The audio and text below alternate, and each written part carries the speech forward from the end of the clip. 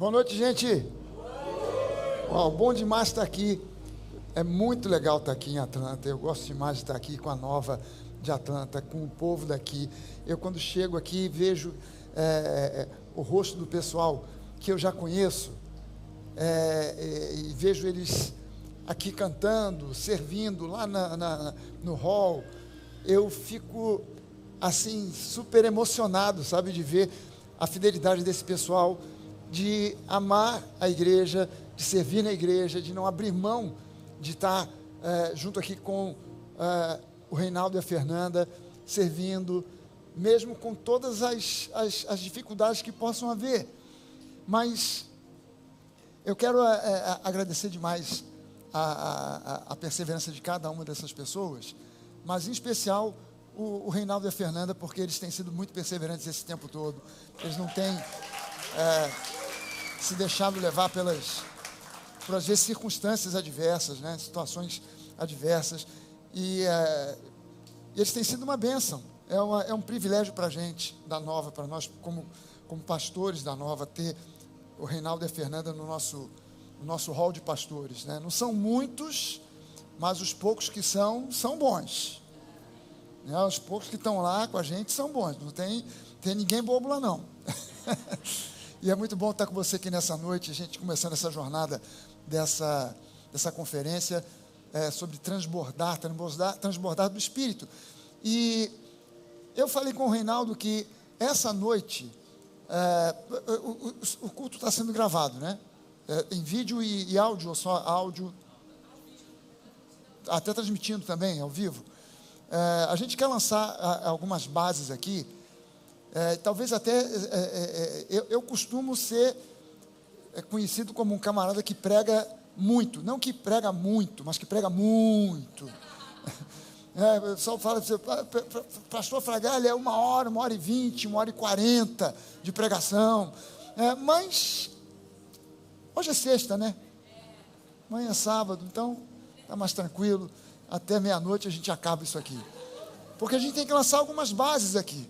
A gente precisa lançar algumas bases que talvez muitos de vocês aqui já conheçam muito bem, mas que a igreja de Jesus Cristo, de uma forma geral, ao redor do mundo, passou a desconhecer. A igreja do século XX, não dá para a gente dizer que a igreja se esqueceu, porque há muita gente que nem aprendeu para depois esquecer. E a igreja do século XX, XXI, ela perdeu a noção real do que é a graça e a fé. Ela perdeu a noção real do que é a verdadeira graça, e a gente hoje é obrigado a falar para você, eu prego o evangelho da graça, mas o termo evangelho da graça é uma redundância. É como você dizer, vou subir para cima ou vou descer para baixo. Porque é claro que quem sobe só pode subir para onde? Pelo menos 3 pessoas aqui sabem. Será que vocês perderam tanto assim o contato com o português que não sabem mais? Quem sobe só pode subir para onde? E quem desce só pode descer para onde? Então quem prega o evangelho só pode pregar que evangelho? O da graça, não tem outro. Não há outro, não existe outro. E a gente é obrigado hoje a falar essa redundância, o evangelho da graça, porque bastaria dizer o evangelho, porque o evangelho é um só, e é o evangelho da graça, que é ministrado através da palavra da fé. Então a gente precisa tomar conhecimento do que é esse genuíno evangelho, e às vezes eu faço um convite, porque eu percebo que muita gente que se prende no Antigo Testamento, e que acaba ficando muito firmado na lei que gera o legalismo, conhece ou se prende demais ao Antigo Testamento sem conhecer o Novo Testamento.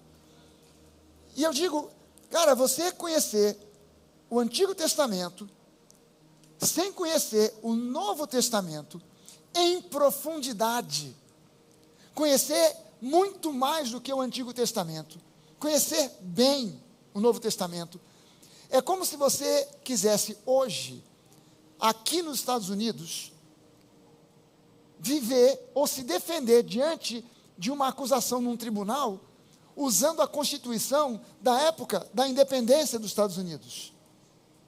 Você pode achar que aquela Constituição foi uma Constituição bem feita, linda, maravilhosa, fantástica, só tem um problema.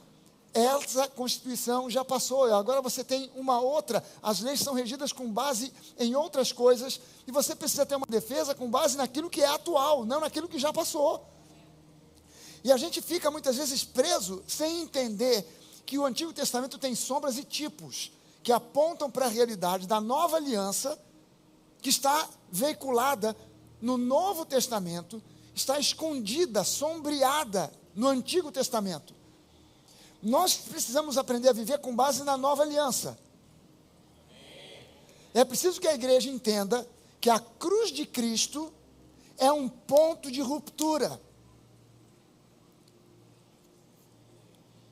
Ouça bem isso aqui.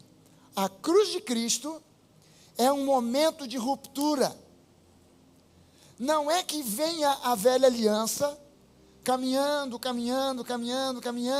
de repente vem Jesus e dá continuidade à antiga aliança, agora com a nova aliança. A nova aliança não é uma continuidade da antiga. A cruz de Cristo é um ponto de ruptura. Por isso o apóstolo Paulo, ele faz questão de enfatizar dizendo, o fim da lei é Cristo. O fim, o final, o término. A palavra que Paulo usa no grego, nesse versículo bíblico, é telos, que vem de teleo, que significa término. O término, o final da lei, o fim da lei é Cristo, para a justificação de todo aquele que crê, não mais simplesmente daquele que obedece. No Antigo Testamento não havia opção. Você ou obedecia, ou você estava debaixo de maldição, você estava perdido.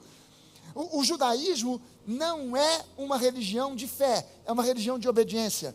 No judaísmo, a importância da obediência é tão grande, e eu sei disso porque converso com judeus, e já conversei com judeus em Israel, e os judeus em Israel dizem, você se obedecer aos mandamentos da Torá e às tradições judaicas, você pode até ser ateu, não tem problema. Não tem problema, contanto que você obedeça, porque o judaísmo não é uma religião de fé, é uma religião de obediência. O cristianismo, ao contrário disso, não é uma religião de obediência, mas de fé, de crença. O fim da lei é Cristo para a justificação de quem? De todo aquele que crê, não de todo aquele que obedece. A única obediência que importa na nova aliança é a obediência de Cristo. Ele foi obediente, e por causa da obediência dele, nós fomos justificados. A Bíblia diz que ele foi obediente até a morte e morte de cruz. Então a obediência dele é a obediência que trouxe sobre nós justificação. A nossa obediência não é um fator crucial, a nossa obediência é um fruto. A obediência na antiga aliança era uma raiz, na nova aliança ela é um fruto. Raiz significa que a sua obediência gerava todo o resto na sua vida. Todas as bênçãos possíveis e imagináveis só podiam vir através da sua obediência. Não adiantava você crer. Não, mas eu creio que Deus vai me abençoar. Mas você já obedeceu? Não, eu não obedeci. Não, você tem que obedecer os 613 mandamentos, todos eles a cada 24 horas. Não são 613 ao longo de alguns anos, ao longo de alguns dias ou de alguns meses. Não, são 613 para serem obedecidos todos os dias, a cada dia. Se você falhar em um, falhou em todos eles. Falhou em um, falhou em todos. E a pergunta não era, você crê que Deus vai te abençoar? Não. Você obedeceu os mandamentos para que seja abençoado? Se você dissesse, não, mas eu creio, eu não obedeci, mas eu creio, você não ia receber nada. Você não ia receber nada. Na nova aliança, a pergunta não é, você já obedeceu para ser abençoado? Não, você já creu para ser abençoado? Porque quando eu creio, eu obedeço sem nem sequer saber que estou obedecendo. A obediência é um fruto, ela flui como resultado do amor de Deus transbordando em mim. porque o amor transborda, eu obedeço sem sequer pensar em obedecer. Quantos aqui tem filho ou filha na idade de adolescente? 14, 15, 16 anos. Você, por um acaso, assim, no intuito de fazer o seu filho adolescente amadurecer, se tornar uma pessoa responsável, você cobra que ele, por exemplo, faça a sua cama de manhã cedo? Arruma lá a sua cama, não vai deixar para sua mãe, não vai deixar para mais ninguém, é você mesmo que vai arrumar a sua cama. Quantas vezes você tem que repetir essa ordem para que ele faça isso acontecer? Umas 150 mil vezes, né? E é impressionante, porque você falou ontem, tem que falar hoje de novo, já sabendo que amanhã você vai falar novamente. Arruma essa cama, menino, não é verdade? Aí um dia, surpreendentemente, milagrosamente, você orou, jejuou, você fez de tudo para que aquele garoto arrumasse a cama, e um dia você acorda e a cama do moleque está feita.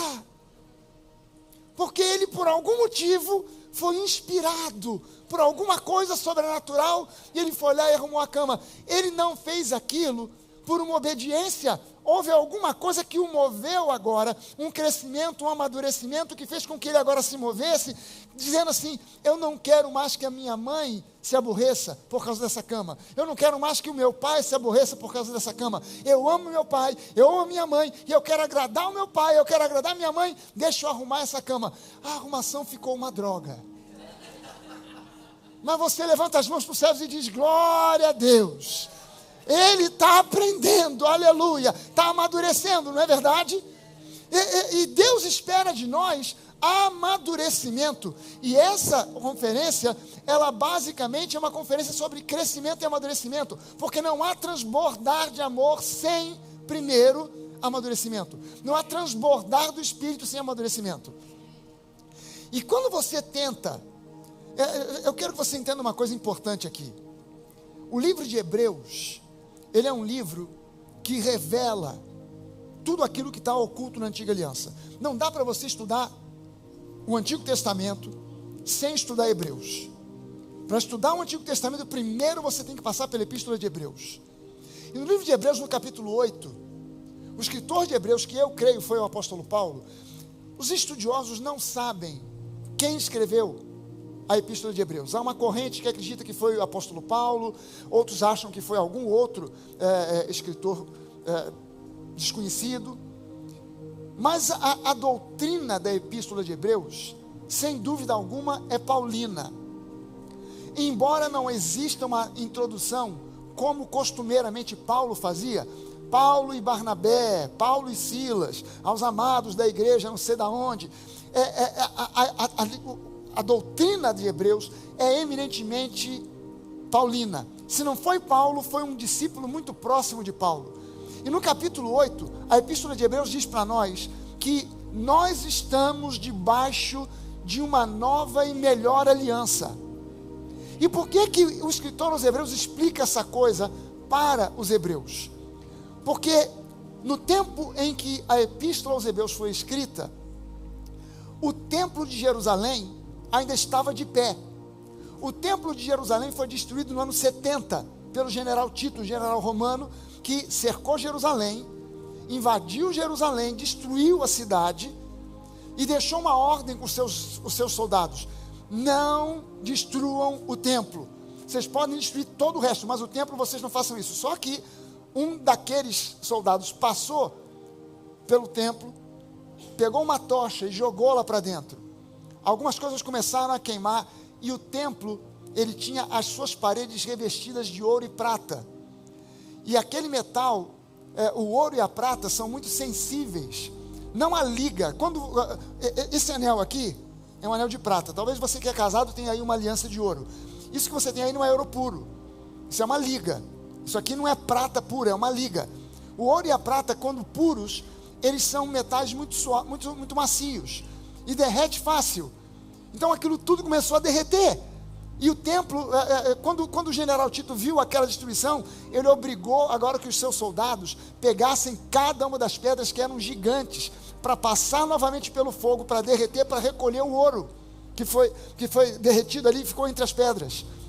Então, o templo, na época em que Hebreus foi escrito, o templo ainda estava de pé. E o que acontecia nas igrejas? Muitos falsos mestres, chamados judaizantes, eles vinham e diziam nas igrejas o seguinte: vocês estão acreditando que Jesus é o Messias? Legal, que bom, Jesus é o Messias, mas se você não guardar a lei, você não será salvo. Você precisa guardar a lei de Moisés, as tradições judaicas, e aí então você acrescenta Jesus a isso, e você então, beleza, aí você está salvo, porque Jesus é um adendo para a lei. Isso é o que eles diziam. E aí o escritor dos Hebreus, que creio eu foi Paulo, escreve para dizer: olha, outrora, a epístola de Hebreus abre e começa dizendo assim: em outros tempos, nos tempos passados, Deus nos falou de muitas maneiras, mas hoje, agora, Ele nos fala através do Filho, Ele nos fala através de Jesus. E ele começa a mostrar que Jesus é superior primeiramente aos anjos, depois a Moisés, a Abraão. Cada capítulo de Hebreus, cada personagem citado, é o escritor dos Hebreus mostrando que Jesus é superior a Abraão, a Moisés, é superior ao tabernáculo, ao templo. E no capítulo 8 ele diz: a nova aliança nos garante algo que foi prometido lá pelo profeta Jeremias, lá atrás. A nova aliança agora nos garante, dizendo que agora, eu vou ler para você aqui essa passagem, Hebreus capítulo 8, acho que eu marquei aqui, deixa eu ver. Hebreus capítulo 8, primeiro ele começa a dizer assim no versículo 6, agora, não vai estar aqui projetado para você ler, se você não tiver a Bíblia na mão aí. Projetaram? Pô, legal, o pessoal é eficiente pra caramba. Eu não queria que projetasse de propósito, para forçar você a trazer a Bíblia. Hebreus 8, no versículo 6 diz assim: agora com efeito, não de qualquer maneira, mas com efeito, obteve Jesus ministério tanto mais excelente, quanto ele é também mediador de superior aliança, instituída com base em superiores promessas. Agora, olha só, ele começa a citar, daqui para frente, dizendo, se aquela primeira aliança tivesse sido sem defeito, ele já começa dizendo que a primeira aliança, a antiga aliança, era defeituosa. E agora ele diz, se aquela aliança tivesse sido sem defeito, não tinha problema nenhum, estava tudo certo. Ninguém estaria buscando uma nova aliança. Aí ele começa a dizer, no versículo 8, citando o Antigo Testamento, e ele diz assim: eis aí vem dias, diz o Senhor, e eu firmarei uma nova aliança com a casa de Israel e com a casa de Judá, não segundo a aliança que eu fiz com seus pais, no dia em que os tomei pela mão para os conduzir até fora da terra do Egito, pois eles não continuaram na minha aliança, e eu não atentei para eles, diz o Senhor, porque esta é a aliança que eu firmarei com a casa de Israel, depois daqueles dias, diz o Senhor, na sua mente eu imprimirei as minhas leis, também sobre o seu coração as escreverei, e eu serei o seu Deus, eles serão o meu povo. E não ensinará jamais cada um ao seu próximo, nem cada um ao seu irmão, dizendo, conheça ao Senhor, porque todos me conhecerão, desde o menor deles até o maior. Deixa eu chamar a sua atenção para uma coisa muito importante aqui, nesse versículo 11, quando ele diz, não mais será necessário que alguém fique dizendo para você, conheça ao Senhor, porque todos me conhecerão. Esse primeiro verbo conhecer, citado aqui, não precisarão ficar dizendo, conheça ao Senhor. Esse primeiro verbo conhecer, no grego é gnosko. Gnosko vem da palavra gnose. Gnose significa conhecimento, conhecimento intelectual. Então ele está dizendo, no dia da nova aliança, nos tempos da nova aliança, você não precisa agora ficar preocupado em conhecer Deus a fundo de forma intelectual. Porque todos me conhecerão. Esse segundo verbo conhecer, no grego, é eido. E eido significa conhecer por relacionamento íntimo. Gente, se você me desse, faz de conta que eu não conheço o Reinaldo, e você me dá um livro, a biografia do pastor Ray. Aí eu pego esse livro, leio, me conta um montão de coisas sobre ele, o seu passado, e os seus erros, os seus acertos, os seus fracassos, os seus sucessos. Eu chego ao final do livro e eu penso, eu conheço o Reinaldo. Não, eu conheço algumas histórias. Porque você há de convir comigo que num livro é impossível escrever toda a vida de um homem já de 40 e quantos anos? 2. Seriam necessários 150 mil livros para falar sobre cada dia, cada semana, cada mês, cada semestre, cada ano, e além disso ainda colocar adentro com as suas manias, seus gostos, seus defeitos, suas qualidades, etc e tal. Então você tem um apanhado mais ou menos, e aí de repente eu penso, eu conheço o pastor Reinaldo, aí eu venho a Atlanta, olho para ele e falo assim, rapaz, não é que ele é mais alto do que eu imaginava, na foto do livro me parecia mais baixo. Cara, eu pensei que ele fosse um camarada assim, fechadão, e eu estou vendo que ele é um camarada extrovertido, ele é brincalhão, ele gosta de sentar para um bom jantar, e a gente conversa, ele ri, e agora eu estou conhecendo certas coisas que no livro eu nunca poderia conhecer, porque agora eu estou conhecendo ele na intimidade da sua casa. Agora eu estou vendo que de repente quem fez a biografia exagerou nos defeitos e não colocou ênfase nas qualidades. Eu digo, cara, o cara que fez a biografia vacilou aqui porque botou muita ênfase nos defeitos, mas olha só, as qualidades dele superam em muito os defeitos. Por quê? Porque eu não estou conhecendo mais o Reinaldo na base do intelectualismo, eu estou conhecendo o Reinaldo na base da intimidade. E é assim que Deus quer te conhecer, na intimidade. Jesus, ele passa por uma árvore, e tinha um sujeito em cima da árvore, um sujeito chamado Zaqueu.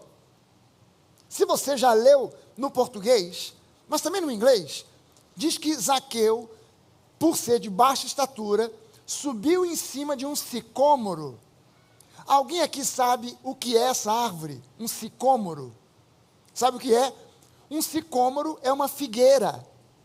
Um sicômoro é uma figueira brava. Não é uma figueira plantada, é uma figueira da natureza, brava. Figueira, no Antigo Testamento, a figueira ela aponta para duas coisas. Ela aponta para Israel, como nação, como povo. Ela simboliza, quando você encontra figueira no Antigo Testamento, aquilo ali fala simbolicamente sobre Israel ou sobre a própria lei.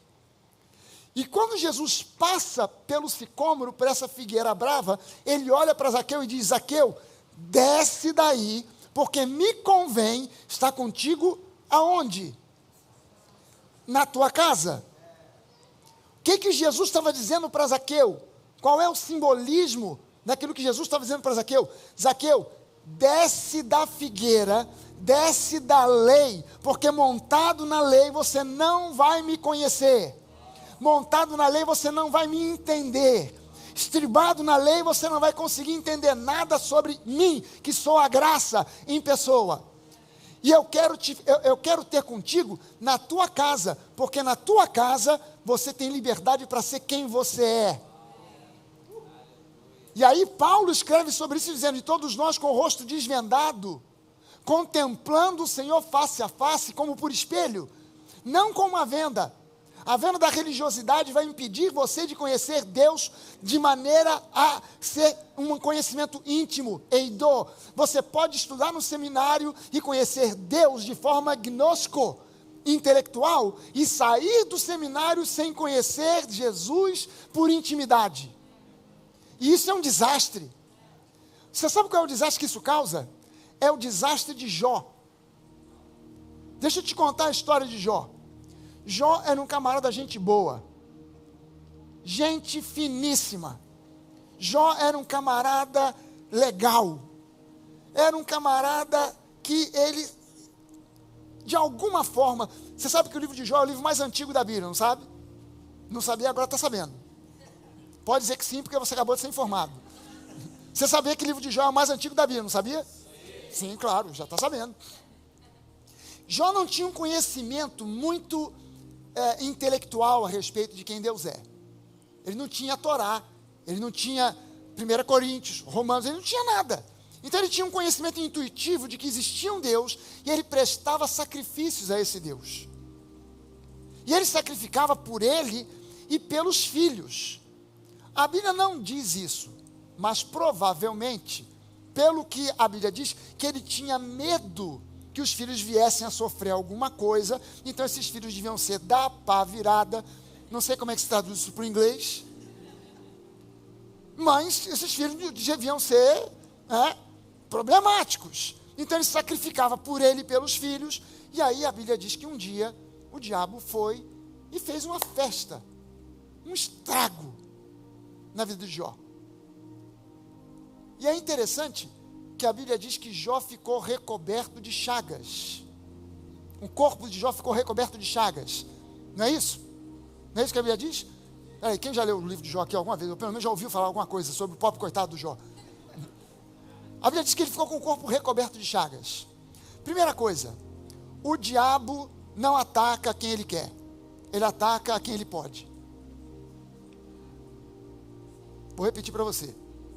O diabo não ataca a quem ele quer. Ele ataca a quem ele pode.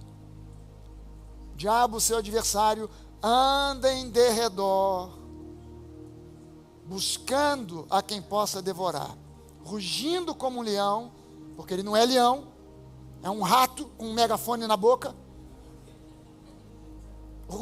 andando em derredor, procurando quem possa derrotar. Se ele pudesse devorar qualquer um, ele não ficava andando em derredor, já pulava logo, já dava o bote.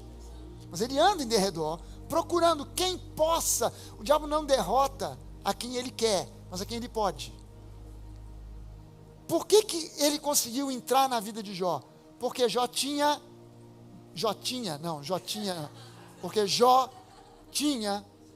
medo. O medo é a principal janela por onde o diabo entra na vida de uma pessoa. Não é a idolatria, não é a heresia. A principal janela por onde o diabo entra na vida de uma pessoa é o medo. Agora deixa eu te dizer uma coisa. Jó não ficou recoberto com o corpo recoberto de chagas. Sabe por quê? A religiosidade, ela faz com que as chagas que estão do lado de dentro apareçam do lado de fora. Aquelas chagas estavam já dentro de Jó, esperando o momento para vir para o lado de fora. Aquelas chagas, elas representavam a autossuficiência, a tendência de querer se auto-justificar. Jó passa o livro inteiro tentando dizer, eu não tenho nada com isso, não fiz nada. Os amigos de Jó dizendo, não, você aprontou alguma, não é possível, você pecou, você errou. E ele passa o livro inteiro se justificando. E você vai ver que o diabo não é mais citado em todo o livro de Jó. Por quê? Porque agora a obra que era lançar ou abusar do medo já tinha sido feita. O que o diabo queria era que as chagas que estavam dentro viessem para fora e Jó começasse a sentir pena de si mesmo.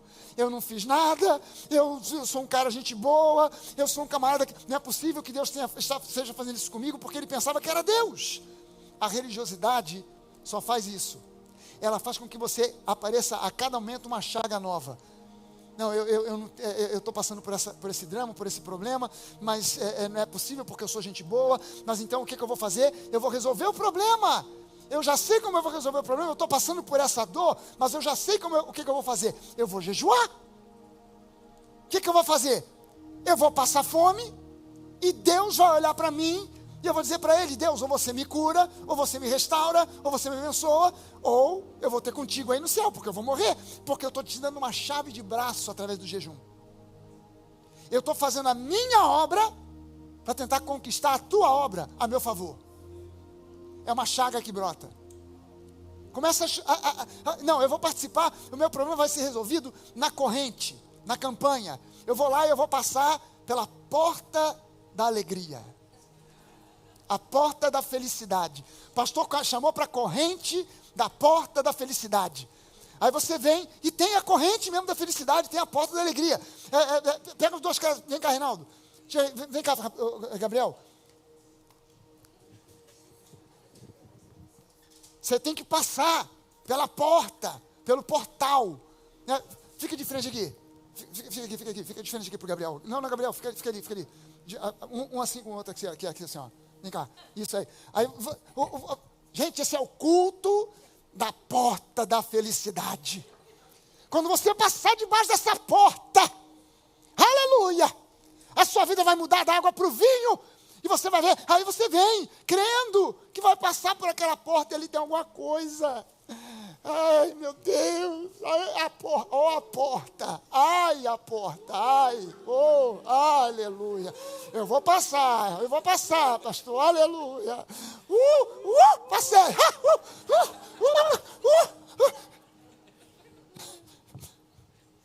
Emoção pura. Só emoção. E eficácia, nada, nothing, niente. Nada, pura emoção. É uma chaga que brota, é outra chaga que brota. Eu estou tentando fazer com que o meu esforço de vir na corrente, de vir na campanha, passar pelo portal da felicidade, e etc, eu vou conseguir arrancar de Deus a bênção que eu preciso. Mais uma chaga que brota. Não, você não está sendo abençoado porque você não está dizimando fielmente. Pastor, mas eu prometo que mês que vem eu vou dar em dobro.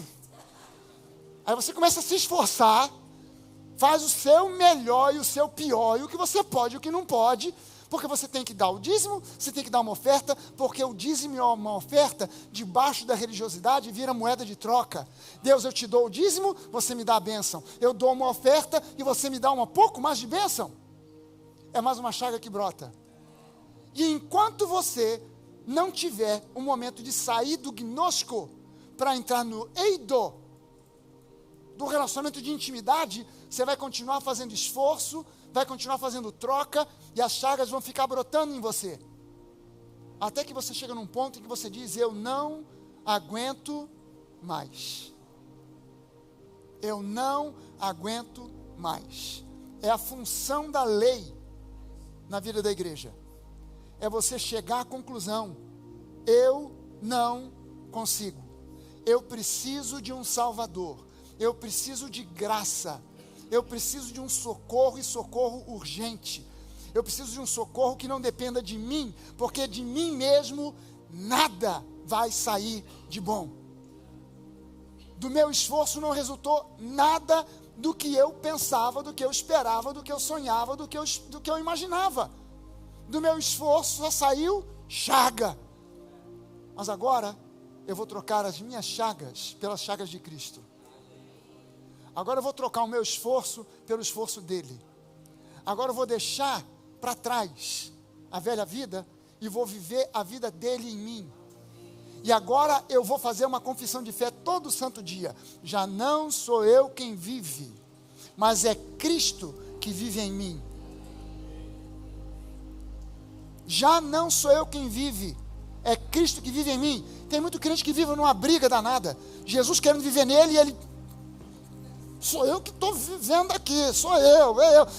Que Jesus é um gentleman. Jesus é um gentleman. Ele não vai fazer de você um robô. Então ele está esperando você chegar ao fim de si mesmo, do seu esforço, de você dizer, não aguento mais. Aí ele diz, então agora eu entro no circuito, e agora eu vou abençoar a sua vida, agora eu vou curar essa enfermidade, agora eu vou trazer prosperidade, agora eu vou trazer vida abundante, porque agora você está se apresentando a mim sem o véu. Deus não transforma personagens.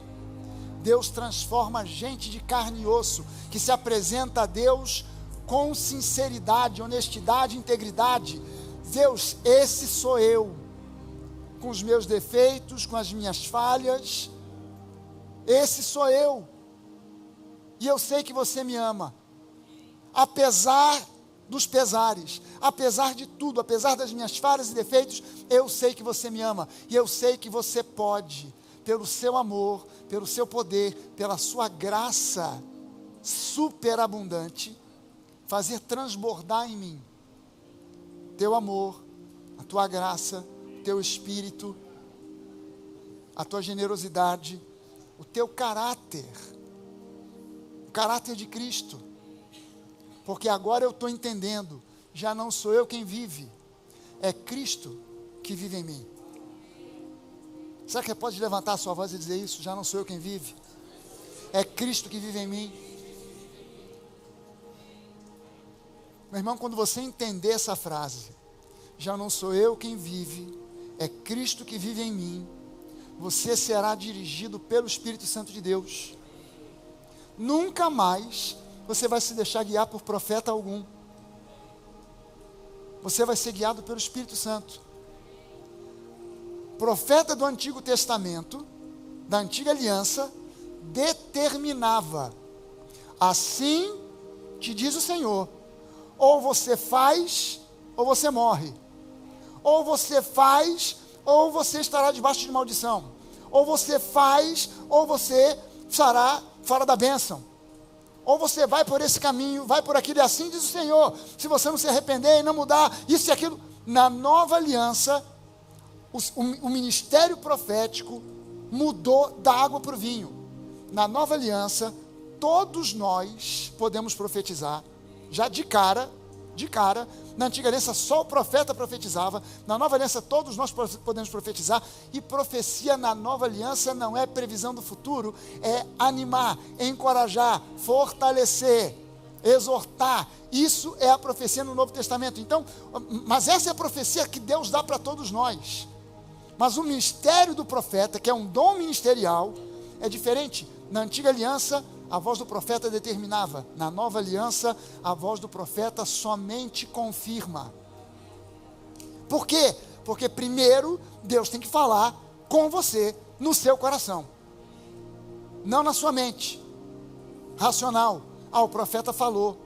Aí eu ouvi com a minha mente racional, acho que é Deus, vou nessa. Você vai cair numa canoa furada.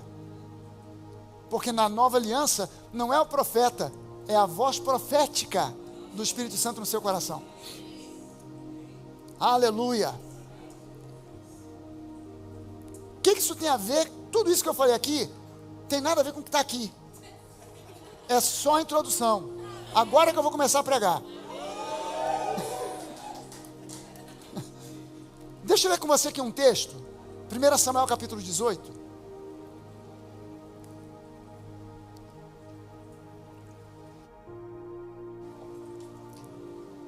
1 Samuel capítulo 18, versículo de 1 a 4 diz assim: depois de Davi ter falado com Saul, a alma de Jonatas se ligou com a de Davi numa profunda amizade. E Jonatas o amou como a sua própria alma. Naquele dia, Saul reteve Davi e não permitiu que ele voltasse para a casa de seu pai. Jonatas e Davi fizeram então uma aliança, porque Jonatas o amava como a sua própria alma. Jonatas tirou a capa que vestia, a deu a Davi. Deu também a sua armadura, inclusive a espada, o arco e o cinto. Gente, eu vou ler um pouquinho depois ainda, uma sequência desses versículos aqui, mas é impressionante de você ver aqui uma coisa interessante. Jonatas e Davi fizeram uma aliança. A aliança na antiga aliança, no Antigo Testamento, implicava em uma troca. Eu dou para você o que é meu e você dá para mim o que é seu. Então, Jonatas deu para Davi a espada, a couraça, o arco, entregou a sua própria capa, que indicava que ele era da nobreza, que indicava que ele era um príncipe, o filho do rei. Ele passou isso para Davi.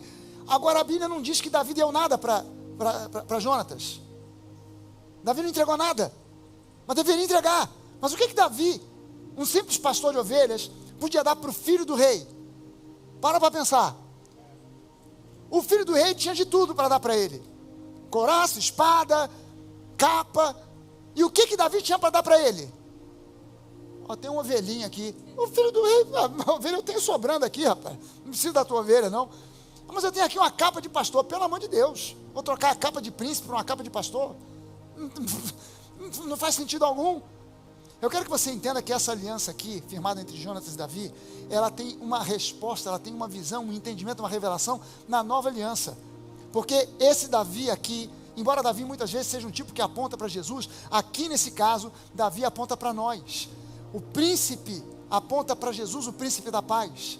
O que ele entregou para nós? A espada da palavra, a couraça da justiça. Ele entregou, ele nos cobriu com a sua vestimenta manchada de sangue e nos justificou. E o que nós demos para Jesus? O que você tinha para oferecer para Ele? Nada, nada. E com o seu nada, você dando para Ele o seu nada, recebeu dele uma capa real, recebeu dele uma espada poderosa, recebeu dele uma couraça que te protege. Você foi tornado agora na imagem e semelhança do príncipe da paz. Você não nasceu na família nobre, Jesus nasceu na família de Judá, família de reis. Você nasceu plebeu, mas ele te assentou com ele em lugares celestiais. Houve uma aliança, houve uma troca, e você se sentou com ele em lugares celestiais. Eu quero que você entenda bem o que eu estou dizendo aqui, porque isso é importante se você realmente vem para essa conferência com a ideia de querer transbordar.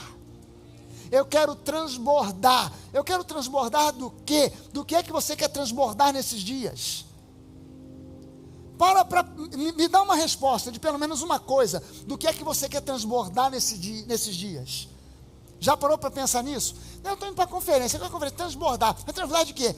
Rapaz, isso não importa. Eu quero é transbordar. Vamos lá. Espera aí. Transbordar de quê? Do que é que você quer transbordar?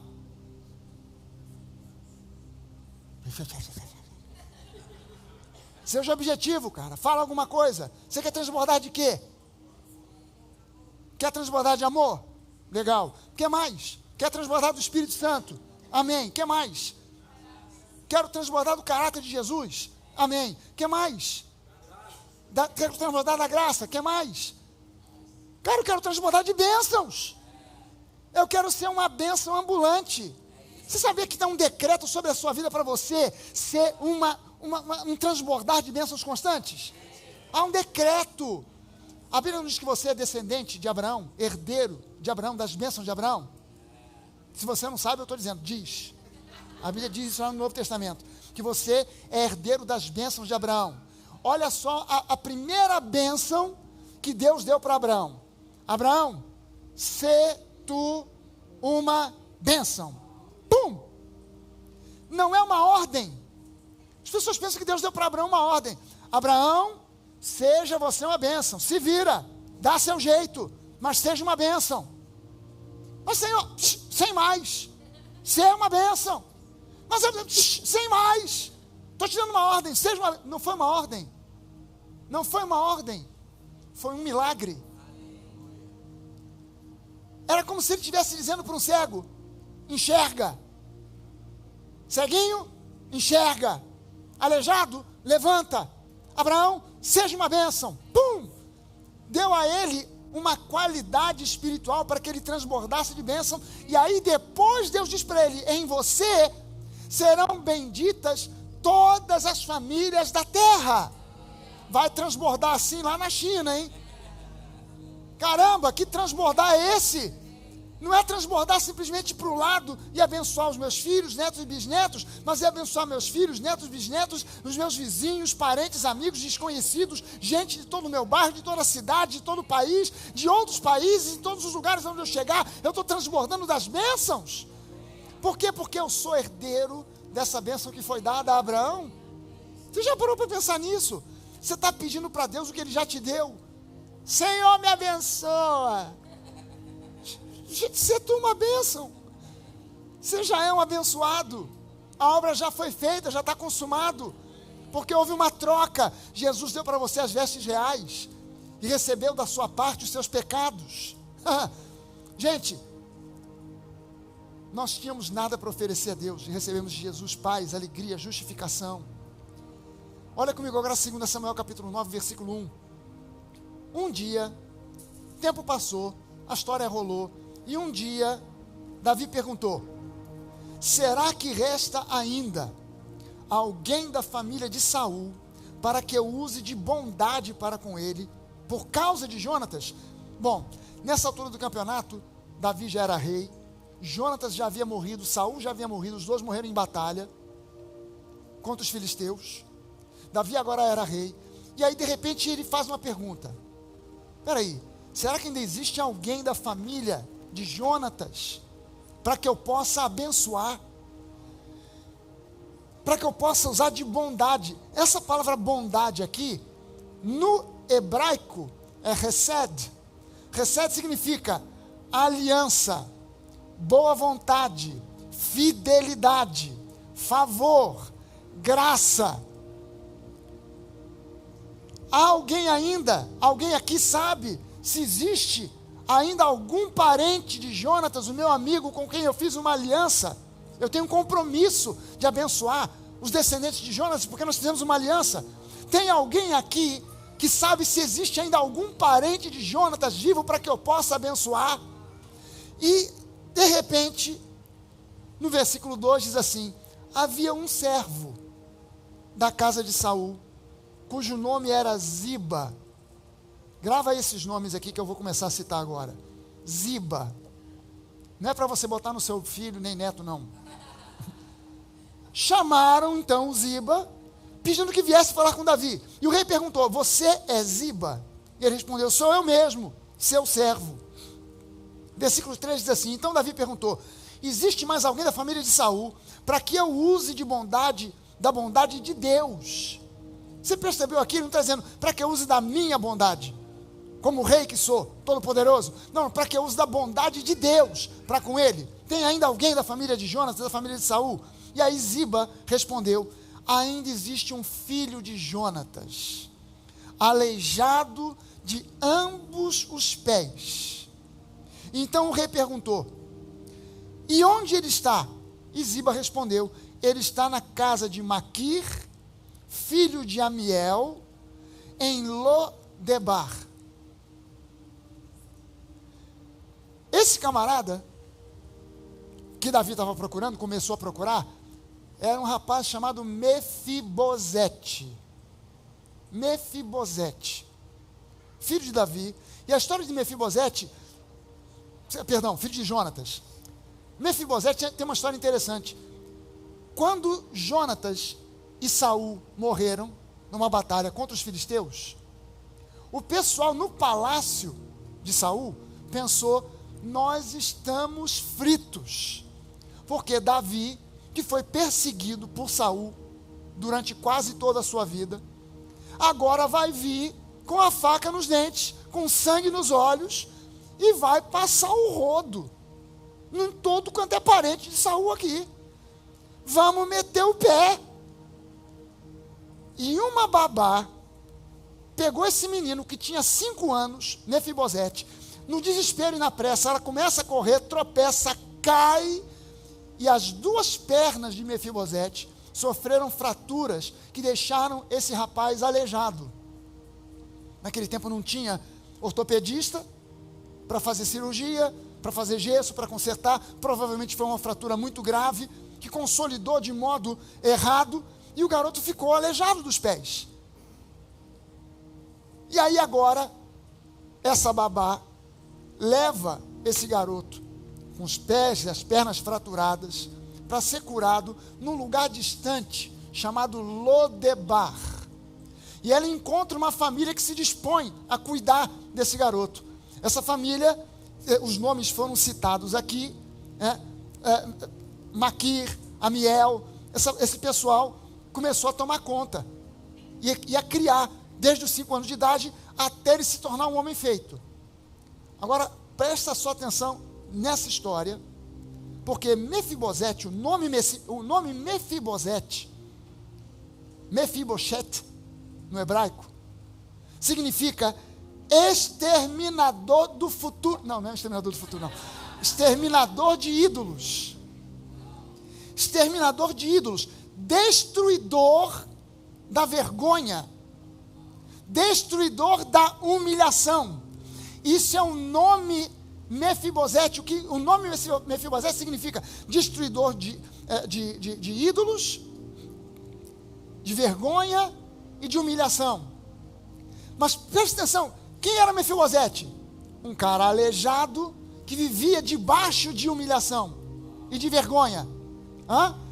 Esse camarada estava na casa desse homem chamado Maquir, que tinha um filho chamado, desse homem chamado Amiel, que tinha um filho chamado Maquir. O nome Maquir significa vendedor, aquele que desiste de alguém. Aquele que desiste de alguém, Maquir. O nome Amiel, quando você encontra na Bíblia qualquer nome terminado ou começado em El Elyon, o Deus Altíssimo, Gabriel, Gabriel, o campeão de Deus. El significa o nome do próprio Deus. Amiel significa povo de Deus ou família de Deus, um aliado fiel. É o que significa o nome Amiel. Agora, esse cara, Mefibosete, chamado para ser um exterminador de vergonha, exterminador de humilhação, exterminador de ídolos, Mefibosete, nascido na família do rei, nascido para ser um exterminador de ídolos, um destruidor de vergonha, destruidor de humilhação, estava sendo criado por alguém que devia ser um aliado devotado, Amiel, devia ser um aliado devotado, mas que desistiu de Mefibosete. Maquir, aquele que desiste de alguém, desistiu de Mefibosete. Qual o futuro desse cara? Foragido, morando em Lodebar, criado como um João ninguém. Qual o futuro desse cara? Aleijado? Qual o futuro dele? Zero, nenhum. Não importa que ele seja filho de Saul. Quem está mandando agora no pedaço é Davi. Saul já foi esquecido. Jonatas nem chegou a reinar. Esse camarada, se Saul tivesse permanecido no trono, esse camarada hoje seria o rei. Mas hoje ele é um João ninguém, é um aleijado. Devia ser um destruidor de humilhação, de vergonha, mas ele mesmo é humilhado e envergonhado. Criado por alguém que olhou e disse: isso aí não tem futuro, não tem jeito. E ele estava morando em Lodebar. Lo, que em hebraico significa não. Debar, que em hebraico significa pasto. Lodebar significa a terra aonde não nasce nada. Um lugar aonde não nasce nada. O fim do mundo. Um lugar que às vezes é chamado na Bíblia de a parte de trás do deserto. Gente, a parte da frente do deserto é horrível. Imagina a parte de trás. Agora olha só. Um camarada nascido para ser um príncipe, um exterminador de ídolos, exterminador de vergonha, exterminador de humilhação. Esse camarada agora aleijado das pernas, morando em Lodebar, lugar nenhum. Onde você mora? Eu moro onde não mora ninguém. Eu moro onde não vive ninguém. Eu moro onde não tem nada. Onde você mora não tem um shopping, não tem um mall? Não, não tem. Por que você mora? Eu moro em Lodebar. Não tem pelo menos um pasto lá para as vaquinhas? Não, nem vaca tem. Por quê? Porque não tem pasto. O que tem em Lodebar? Não tem uma riqueza qualquer, não tem nada. E quem é você? Eu sou um nada. Eu sou até filho de Jonatas. Lembra de Jonatas? Príncipe, filho de Saul. Sou filho dele. O quê? Joquem. Ah, Jonatas. Ah, sim. E daí? Quem é você hoje? Eu sou o Zé Ninguém. Aleijado das pernas. Sabe quem é Melquisedeque? O Mefibosete? Mefibosete, eu e você. Sabe como é que nós chegamos no palácio do rei? Com as pernas quebradas, viciado em drogas, quebrado financeiramente, moralmente destruído, sem Deus no mundo, cheio de religiosidade, cheio de ideias confusas na cabeça, deprimido, angustiado, doente. Qual era o modo que a gente andava? Aleijado, arrastando as pernas, tentando chegar lá, tentando chegar em algum lugar, pelo nosso esforço, pela nossa filiação. Mas eu sou filho de Jonatas, eu sou filho de Saul, eu mereço, esse lugar era meu. E você vinha aleijado pelo caminho, você não tinha nada para oferecer, você estava com as pernas quebradas. Você era um João ninguém. Eu e você éramos nada. A gente pensava que era alguma coisa. Ah, não, eu sou um empresário, eu sou bem sucedido, eu até me mudei para os Estados Unidos, aqui eu tenho um bom negócio, eu estou indo, estou progredindo, mas por dentro você estava com as pernas quebradas. Se você chegou aqui nesse país sem Jesus, você chegou aqui com as pernas quebradas. Por fora, bela viola, por dentro, pão bolorento.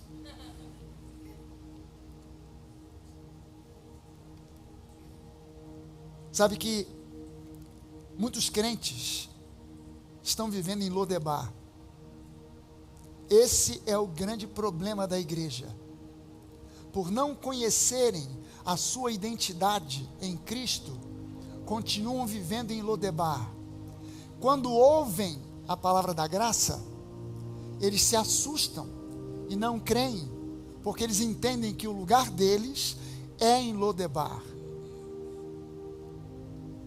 O povo de Israel, cativo no Egito, 400 anos. Deus levanta Moisés, o povo sai, e a Bíblia diz que a primeira coisa que acontece depois que eles saem de lá é passar o Mar Vermelho a pé seco.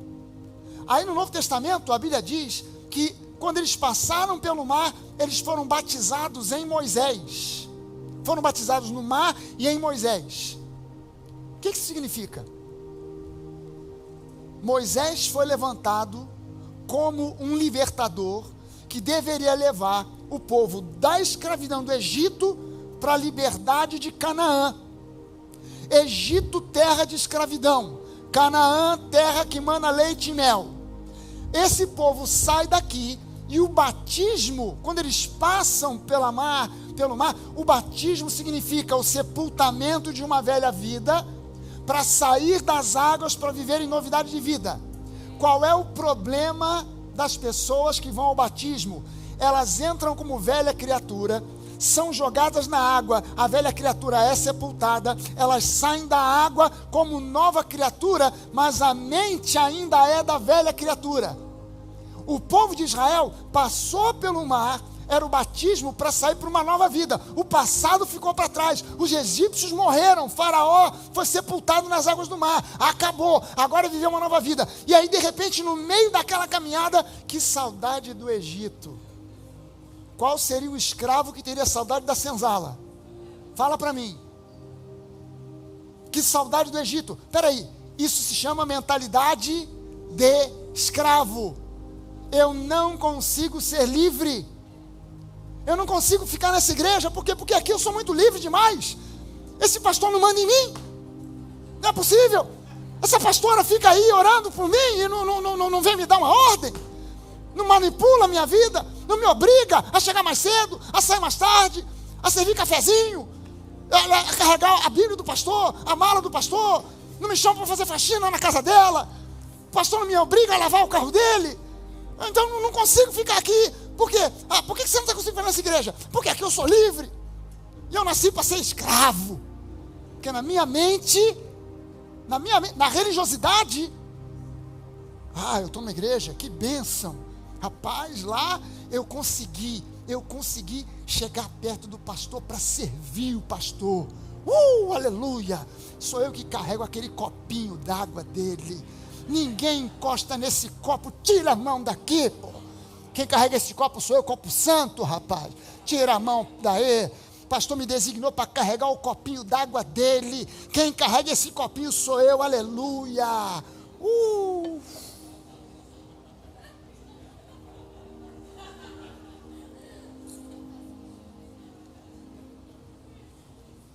Tira a mão dessa Bíblia aí, que essa Bíblia é do pastor, quem carrega a Bíblia do pastor sou eu.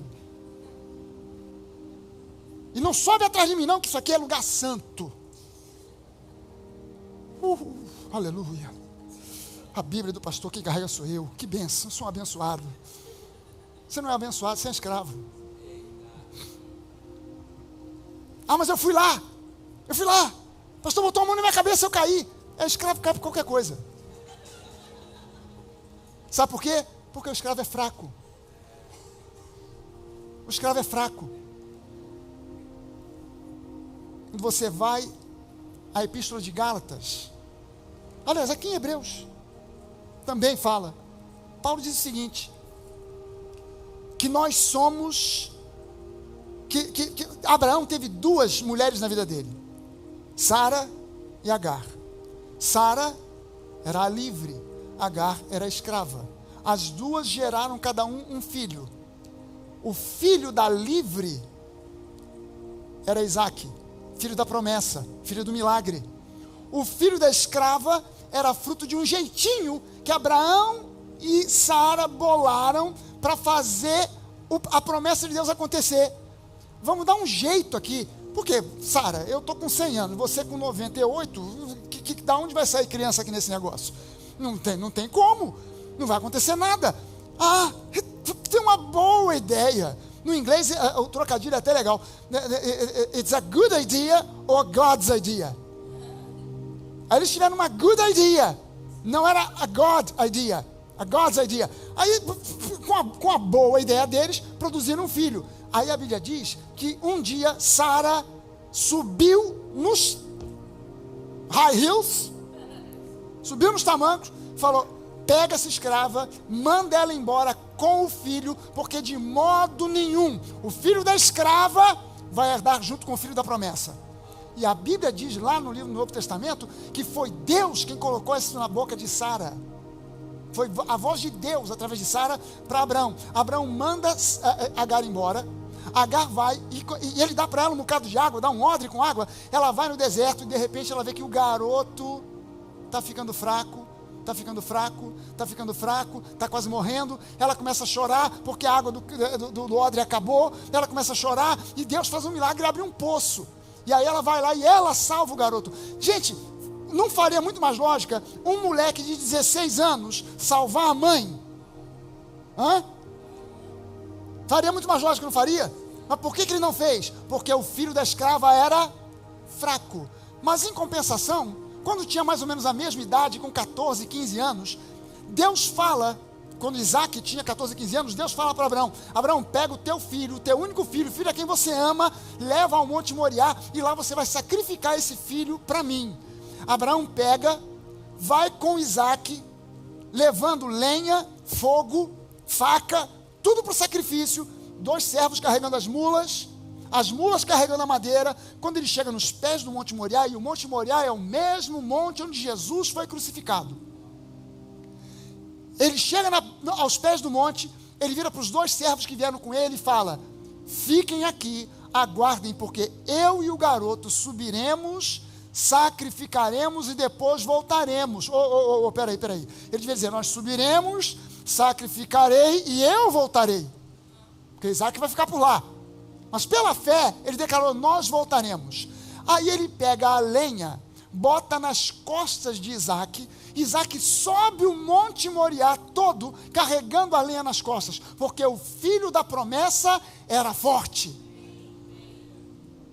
Ao contrário do filho da carne, ele era forte. Ele sobe e ele chega lá em cima, eles aprontam o altar. Finalmente Isaac pergunta assim: pai, estou vendo aqui a lenha, o fogo, a faca, mas não estou vendo aqui o animal para o sacrifício. Aí Abraão diz para ele: meu filho, o sacrifício é você. Quantos aqui entendem que um senhor de 114 anos de idade não conseguiria nunca pegar um garoto de 14, 15 anos para deitá-lo em cima de uma fogueira e passar a faca no pescoço dele? Quem consegue entender isso aqui? Hã? Meu filho, o sacrifício é você. É ruim de me pegar, velho. Pô, para com isso. Vem cá, meu filho, é você é o sacrifício. Sai fora. Perdeu, mané. Qual é? É ruim, hein? Você sabe por que Abraão conseguiu deitar aquele garoto ali? Porque Abraão ensinou seu filho fé. E a mesma fé que Abraão possuía era a fé que Isaac possuía.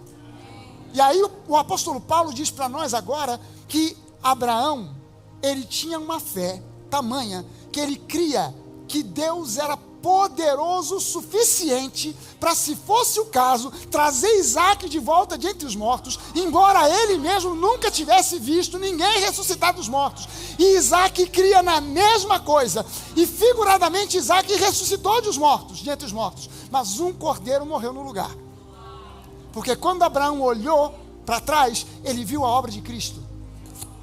Jesus disse isso: antes de Abraão ser, eu sou. Abraão viu o meu dia. Quando foi que Abraão viu o dia de Cristo? Ele viu lá em cima do Monte Moriá, quando ele olhou e viu um carneiro amarrado pelos chifres, que serviu como sacrifício, o Cordeiro de Deus que tira o pecado do mundo, que morreu no lugar de Isaac. Isaac naquele lugar é como se tivesse morrido. Você e eu na cruz é como se nós tivéssemos morrido, e agora Cristo em nós é a esperança da glória. Aleluia!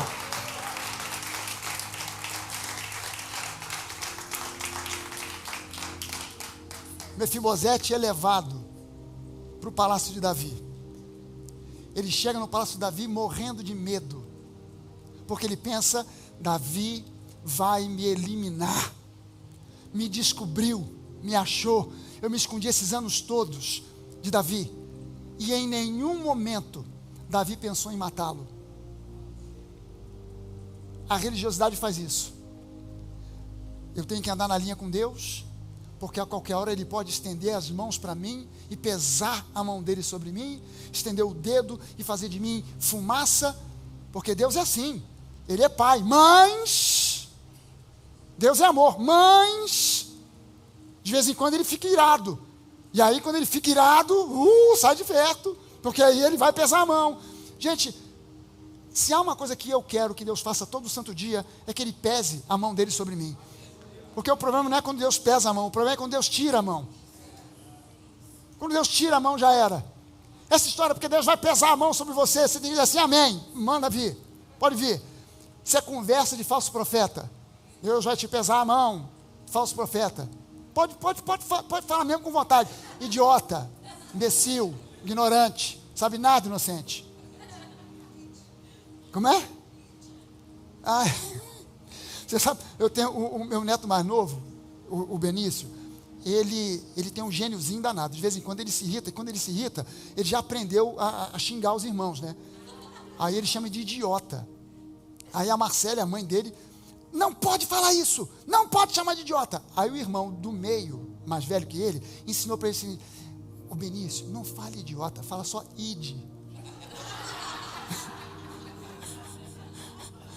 Aí tu vem com essa: Deus vai pesar a mão sobre você. Ide. O cara vai pensar até que tu está falando igual a Jesus. Ide por todo mundo. Esse cara chega lá, se vendo. Você sabe como é que ele se refere para Davi? Ele se ajoelha diante de Davi. Ele fala: o que o rei quer com alguém como eu? Um cão como eu. Olha o que Davi estava procurando. Eu quero saber se ainda há alguém descendente da família de Jonatas para que eu possa abençoar. E o cara chega: o que você tem a ver comigo que sou um cão? Cara, Davi disse para ele: Mefibosete, você não tem que ter medo de nada. Eu te chamei aqui para você sentar na mesa do rei, para você comer, e aqui você manda, você desmanda, você aqui faz o que você quiser, você aqui vai ser como meu filho, você aqui pode fazer, você pode comer a comida que você quiser, andar pelo lugar que você quiser. Você era um morador de Lodebar, você agora mora no palácio do rei. Você era um cão, você agora é um filho do rei. Você era um pecador, você agora é um justificado, um santo. Você nasceu de novo, você é uma nova criatura. Se você não tiver esse entendimento, você não vai transbordar de absolutamente nada, a não ser de amargura, tristeza, decepção. E você precisa transbordar. Há pessoas nesse mundo esperando você transbordar. Há pessoas que você conhece que estão esperando transbordar de Deus na tua vida. Há pessoas que você não conhece que estão esperando transbordar de Deus na vida dessa igreja. Há pessoas que você nunca viu na vida, que são brasileiros, outros que são americanos, outros que são de alguma outra nacionalidade que moram por aqui, que estão esperando o transbordar de Deus na sua vida, para que haja o transbordar de Deus nessa igreja e pessoas sejam abençoadas, sejam alcançadas, sejam salvas, sejam transformadas. Se há alguém aqui que ainda está morando em Lodebar, meu irmão, sai de Lodebar. Esse não é o teu lugar. Se você está vivendo na religiosidade, se você está vivendo na base do esforço próprio, saia desse lugar. Esse lugar não foi feito para você. Deus não planejou esse lugar para você. Você aí está como um Jó, com as chagas brotando uma vez após a outra. Chega de esforço próprio. Vamos agora andar pela fé, confiando que Deus é fiel, que Ele é bom, que Ele faz e que Ele sempre vai fazer aquilo que Ele prometeu. Ele não falha. Ele é bom, Ele é Pai. Bota no seu coração, enquanto você se desgasta, se estressa, se esforça para agradar a Deus, Deus descansa. Quando você entra no descanso e confia de forma absoluta que Ele é poderoso, bom, gracioso o suficiente para fazer o que Ele prometeu, Ele trabalha. Nunca mais veja o seu Deus, o meu Deus, o nosso Deus, como um Deus passivo, que está assistindo a sua vida como se fosse uma novela, simplesmente vendo os problemas acontecendo, se entretendo com aquilo, com a sua dor, e de repente alguma coisa de bom acontece, que legal, e Deus está passivamente, não. Ele anda com você, Ele vive em você, e Ele se importa com cada detalhe. Não há um fio de cabelo que caia da sua cabeça que Ele não saiba. Você não sabe quantos fios de cabelo você tem na cabeça, Deus sabe. Pastor, mas já caiu tudo. Pois é, mas Ele sabia. Ficou mais fácil para contar, né? 0. Mas Deus sempre soube. E é preciso que a gente confie. Que a gente confie de forma irrestrita. É preciso que a gente confie de forma irrestrita. Amém? Eu não vou dar o meu jeitinho. Eu não sou descendente de Ismael. Eu sou descendente da livre. Eu não sou descendente da escrava. Eu sou descendente de Sara. Amém? Vamos ficar de pé, vamos orar?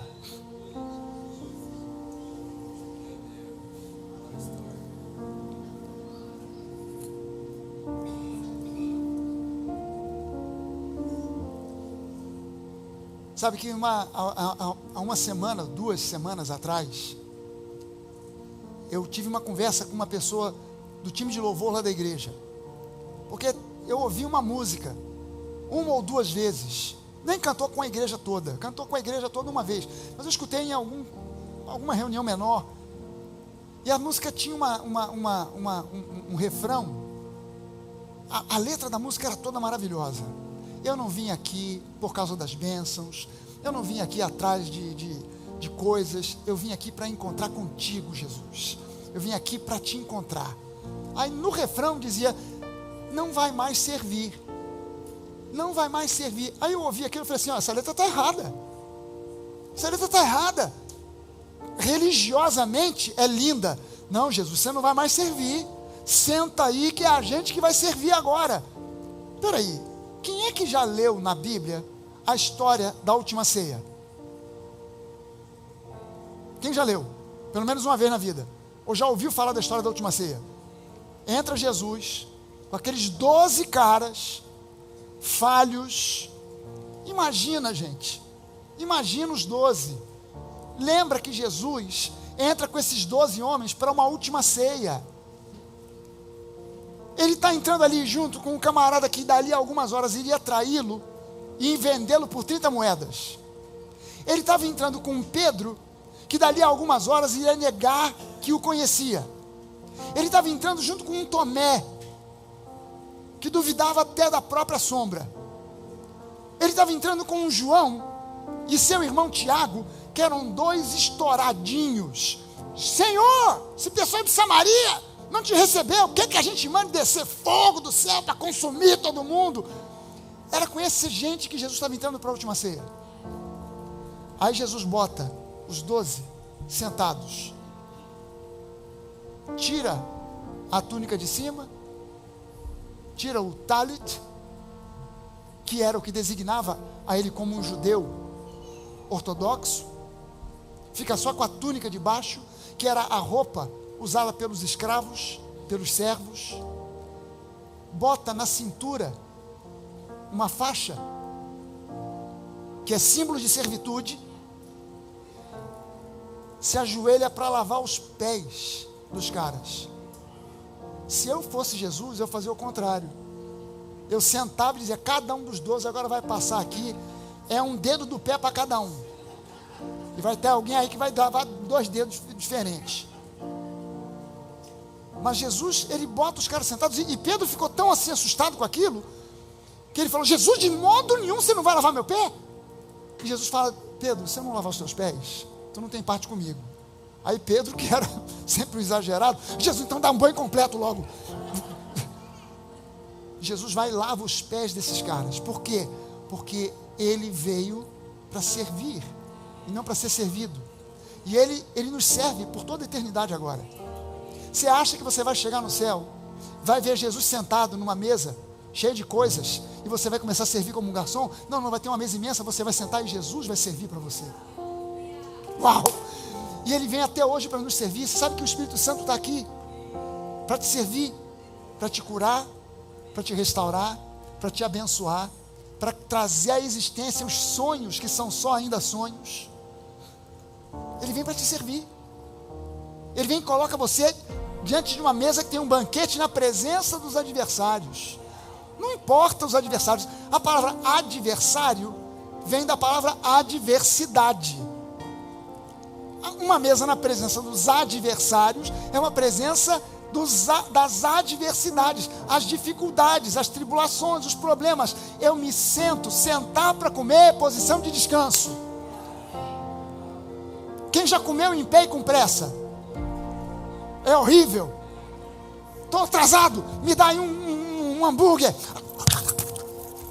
Aí você vai, azia, dor de barriga, parece que o hambúrguer está inteiro na barriga. Agora, quando você senta, você tem diante de você aquela louça importada, talheres de prata, presunto de Parma, queijo Roquefort,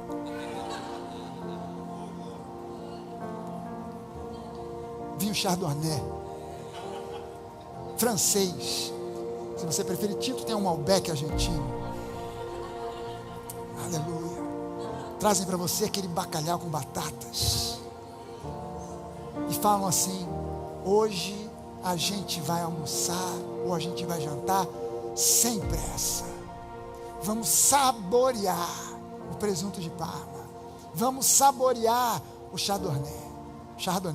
Vamos saborear o bacalhau, vamos saborear a batata com calma. Aleluia. Eu quero que você saboreie a presença do Espírito Santo aqui, e que você comece a transbordar aqui agora da paz, da alegria.